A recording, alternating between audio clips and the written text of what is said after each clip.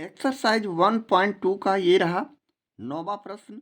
अभाज्य गुणनखंड विधि द्वारा निम्नलिखित पूर्णांकों के एचसीएफ और एलसीएम ज्ञात करें। यहाँ हम लोगों को महत्तम समावर्तक और लघुत्तम समावर्तक ज्ञात करना है। तो इसमें हम लोग 1 to 6 6 प्रश्नों का सोल्यूशन करने जा रहे हैं।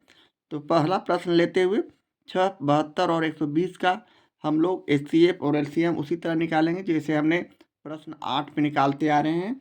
तो चलें 8 का पहले हम लोग 6 का पहले हम लोग अभाज्य गुणनखंड करते हैं। 2 से 2 तिहाई 6। अब इसके आगे हमारे पास संख्या है नहीं। 72 का करते हैं उसी तरह। 2 से 2 तिहाई 6, 2 छक 12, पुनः 2 से 18, 18 दूनी 36, 2 से 9। इसी तरह अब 3 से 3 तिहाई 9। इस तरह हमारा 72 का फैक्टर 2 2 2 और 3 3 हो चुके हैं। इस तरह अब हम 120 का करते हैं। 2 से लगाए, 2 छक 12, पुनः 2 से 30, 2 से 15, 3 से 5। अब हम सभी को गुणनखंड के रूप में यहाँ पर लिख देंगे, यानी 6 बराबर 2 गुने 3, 72 बराबर 3 2 और गुने 2 3। इसी तरह 20 का 120 का 3 2 और 3 गुने 5। अब हम लोग एलसीएम एचसीएफ यहाँ से निकाल सकते हैं। तो सबसे पहले एचसीएफ हाईएस्ट कॉमन फैक्टर महत्तम समावर्तक हम यहाँ इस तरह लिखेंगे। यहाँ जो जो कॉमन है 2 2 2 ये सभी तीनों में मिल रहा है। 2 3 हमारा भी तीनों में मिल रहा है। इस 1 2 3 तीनों में हमें जो कॉमन होगा उसे हम बाहर करेंगे, यानी 2 गुने 3। इस तरह से हम गुना किए तो 6 हमारा एचसीएफ हो गया। इसी तरह अब हम लोग एलसीएम निकालते हैं, लोवेस्ट कॉमन मल्टीपल यानी लघुत्तम समावर्तक। तो हम लिखते हैं एलसीएम इक्वल टू, अब यहाँ से हम लोग सबसे अधिकतम 2 किसमें ज़्यादा है, इसमें 1 ही 2 है, इसमें 1 2 3 2 है, इसमें भी 1 2 3 2 है। तो हम एक ही बार 2 गुने 2 गुने 2 करेंगे। इसके बाद 3 देखते हैं सबसे ज़्यादा कितनी बार आया है तीनों संख्या में। तो 3 हमें यहाँ 2 बार आया है, यहाँ 1 ही बार है। तो जो मैक्सिमम जो अधिकतम 3 का वैल्यू है इसे हम यहाँ लिख देंगे। इसी तरह 5 हमारा 1 ही बार है, तो 5 सिर्फ यहाँ लिख देंगे। अब इस सभी संख्या को गुना कर देंगे, यानी 2 दूनी 4, 2 दूनी 4, 4 दूनी 8, 2 दूनी 4, 4 दूनी 8 तिहाई 24, 24 तिया 72, 72 पचे 5 से गुना करते हैं, 72 पचे 120, 2 दूनी 4, 4 दूनी 8, 8 तिहाई 24, 24 तिया 72।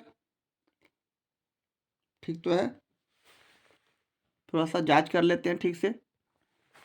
2 दूनी 4, 4 दूनी 8, 8 तिहाई 24, 24 तिया 72, 72 को 2 से गुना करते हैं। तो हम इसे 72 को 5 से गुना करते हैं, 5 दूनी 10, 7 बजे 35 36, 360 हमारा एलसीएम आ चुका है।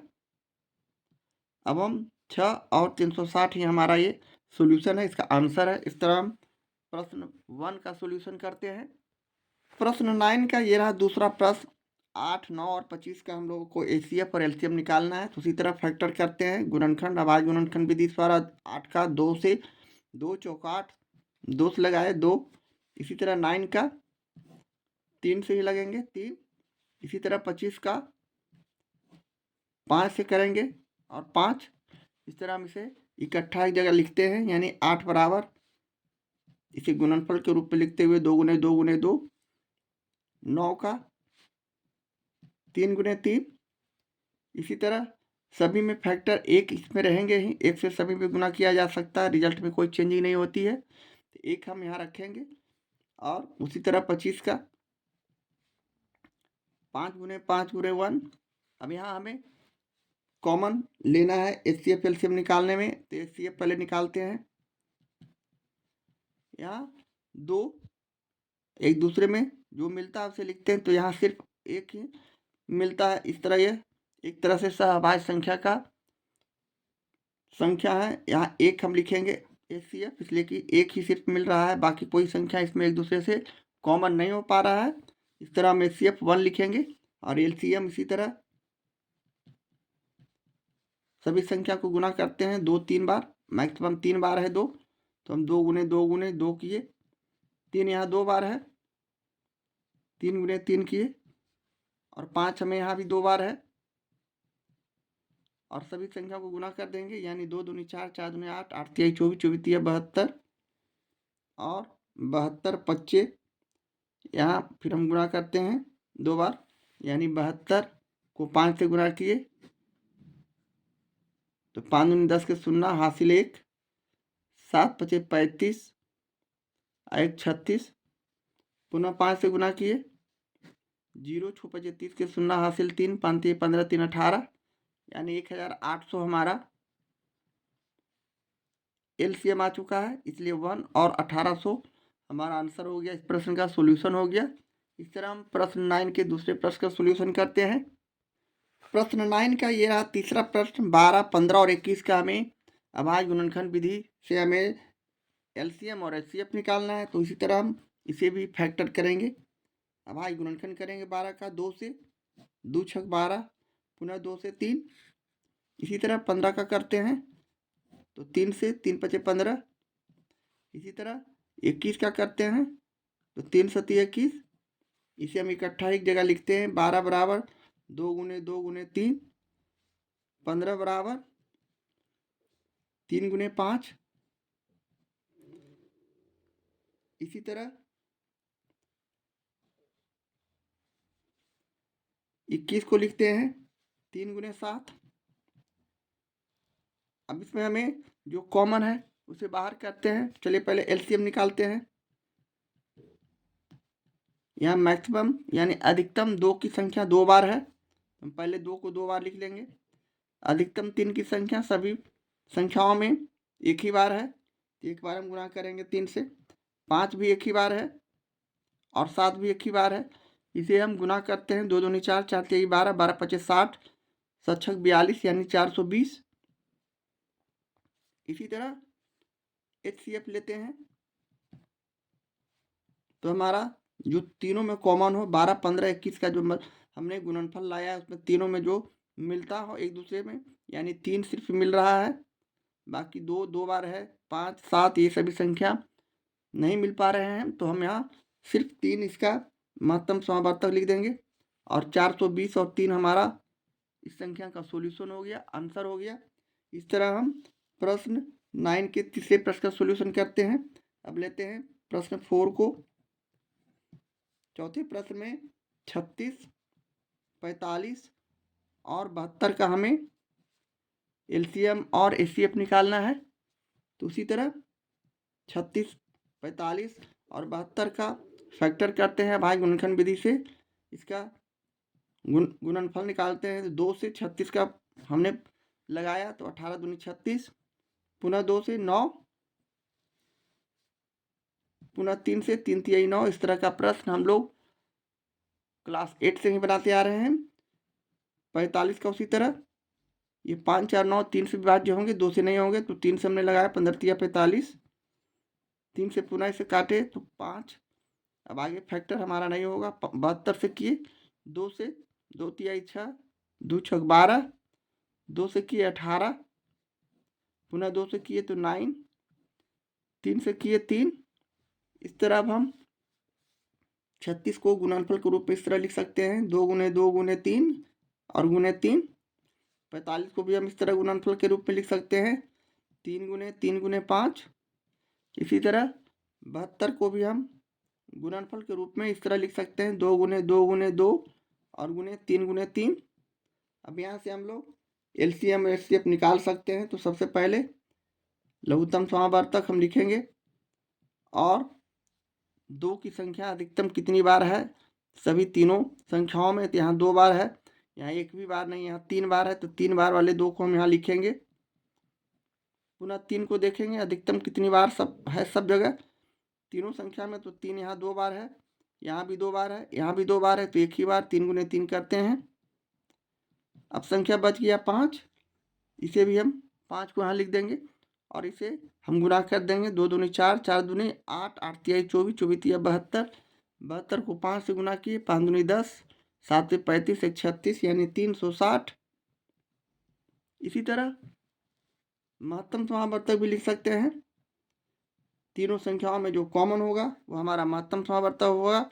2 यहाँ 2 बार है, 2 बार है, लेकिन इसमें 45 के गुणनफल में 2 है नहीं, तो तीनों में मिलना चाहिए। ये 3 देखिए यहाँ भी है, 3 गुने 3 यहाँ भी है, 3 गुने 3 यहाँ भी है, तो इसे हम बाहर करते हैं और इस तरह लिखते हुए इसे गुना कर देते हैं। 3 तिहाई 9, इस तरह 360 और 9 हमारा इस प्रश्न का सोल्यूशन हो गया। यही हमारा आंसर हो गया।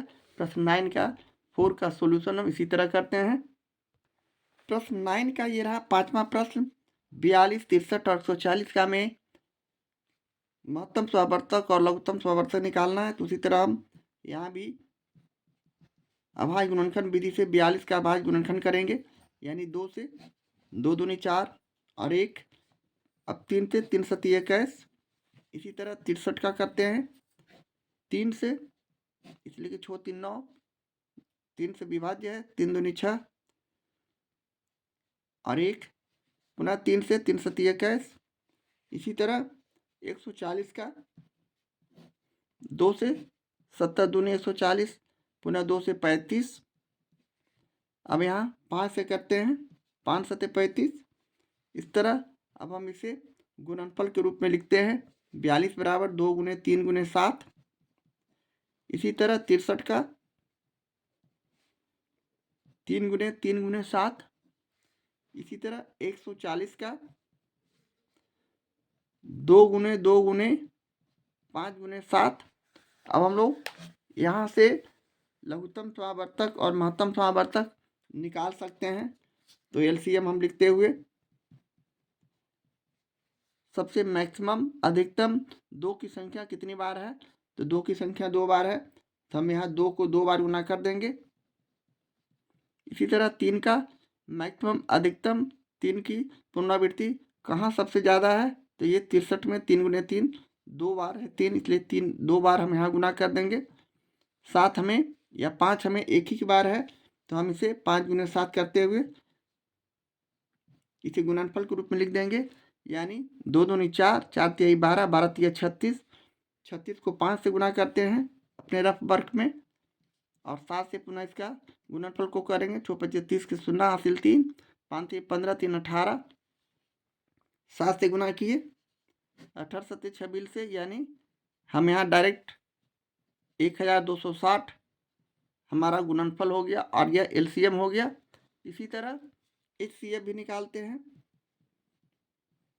एचसीएफ में हम कॉमन लेते हैं 7 गुणनखंड, यानी तीनों में जो मिलता हो उसे हम यहाँ बाहर करते हैं। 2 हमें नहीं इसमें है और 63 के गुणनफल में नहीं है, तो 2 हम नहीं लेंगे। 3 इसमें भी है, 3 इसमें भी है, लेकिन इसमें नहीं है, तो 3 भी नहीं लेंगे। इसी तरह 7 को देखते हैं, तो 7 इसमें भी है और 7 इसमें भी है, और इसमें भी तीनों में 7 7 है, तो हम 7 कॉमन लेते हुए इसे अपने आंसर में लिख देंगे और यही हमारा सॉल्यूशन हो गया प्रश्न 9 के 5वां का। इसी तरह अब हम लोग प्रश्न 6 को लेते हैं। 48, 72 और 108 का हमें अभाज्य गुणनखंड विधि से एचसीएफ और एलसीएम निकालना है। तो उसी तरह हम इसे भी अभाज्य गुणनखंड करते हैं, फैक्टर करते हैं। 48 का तो 2 से हम लगाएंगे, 2 दूनी 4, 2 चौक 8, 24 दूनी 48, पुनः 2 से तो 12, 2 से लगाए तो 6, 3 से किए। इस तरह हम इसका फैक्टर इस तरह करेंगे। इसी तरह 72 का किए, 2 से 2 तिहाई 6, 2 छक 12, पुनः 2 से 18 दूनी 36, पुनः 2 से 9, 3 से 3। इसी तरह 108 का करते हैं, 2 से 2 पचे 10, 2 चौक 8, पुनः 2 से 27 दूनी 54, 3 से 3 नमा 27 और पुनः 3 से 3। इस तरह हमारा ये अभाज्य गुणनखंड हो चुका है। अब हम 48 को गुणनफल के रूप में इस तरह लिख देंगे। इसी तरह 72 को भी हम इस तरह गुणनफल के रूप में लिख देंगे। 108 को भी हम इसी तरह गुणनफल के रूप में लिखते हुए अब HCF और LCM निकाल सकते हैं। तो हम यहाँ LCM लिखते हुए मैक्सिमम अधिकतम 2 का पुनरावृत्ति तीनों का फैक्टर में कितना बार है इसे हम देखते हैं। तो 2 2 2 3 बार हुआ है, तो हम इसे 3 बार गुना कर देंगे।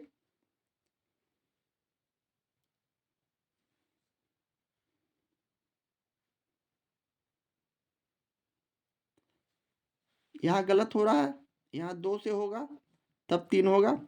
अब हम सही जगह पर हैं। 1 2 3 4 बार 2 होगा।